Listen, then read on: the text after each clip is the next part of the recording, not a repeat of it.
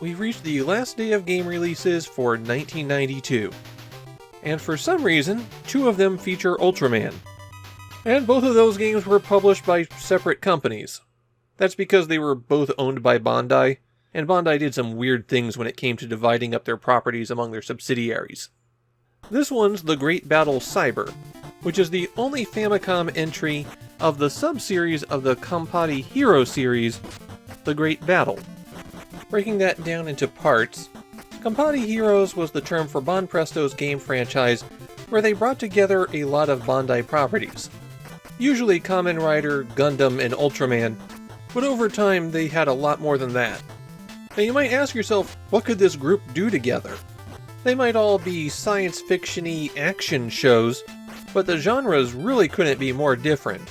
Kamen Rider were superheroes, Gundam is military sci-fi, and Ultraman is giant monster battles. And even if they didn't all hang out in completely different worlds, there's an enormous height difference between them. What are they all going to do together? Well, mostly they play sports. In between the sumo wrestling, baseball, dodgeball, and who knows what else, they also found time to beat up their enemies together. And this was the basis for the Great Battle series. That series launched on the Super Famicom almost immediately after the system was released, and it wound up becoming a yearly franchise for Banpresto. At this point, the most recent Great Battle game was The Great Battle 2, but 3 was released only a few months later. So here's The Great Battle Cyber, pulling the 16-bit series to the Famicom. And the game makes a pretty good first impression.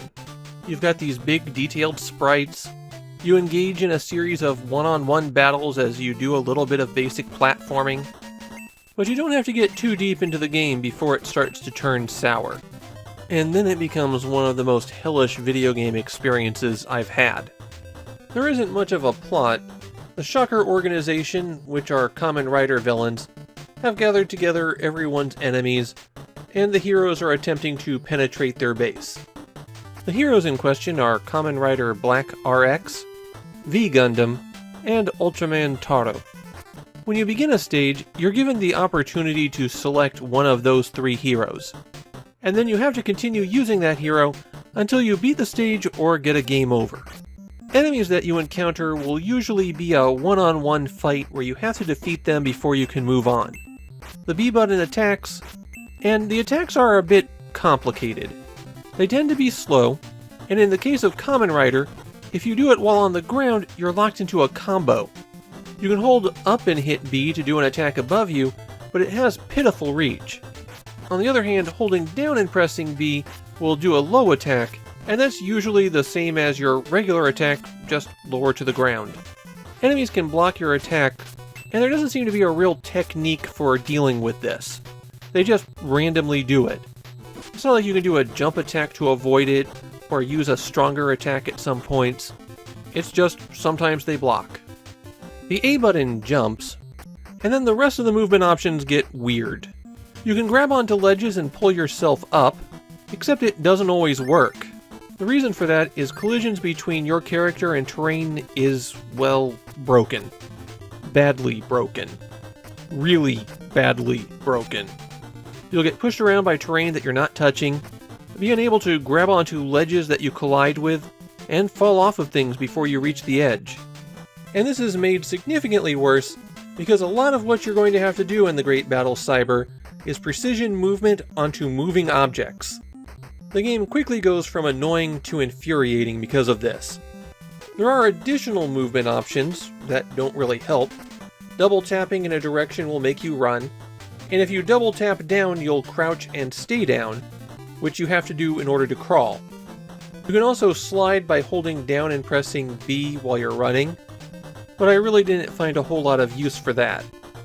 Jumping while running will give you extra height, and you'll have to use that to get to certain areas.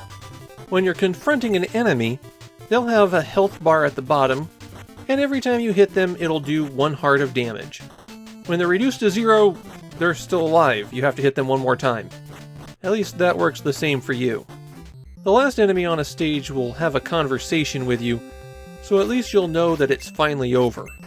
There are a handful of power-ups that you can collect, though they only appear in a couple of stages.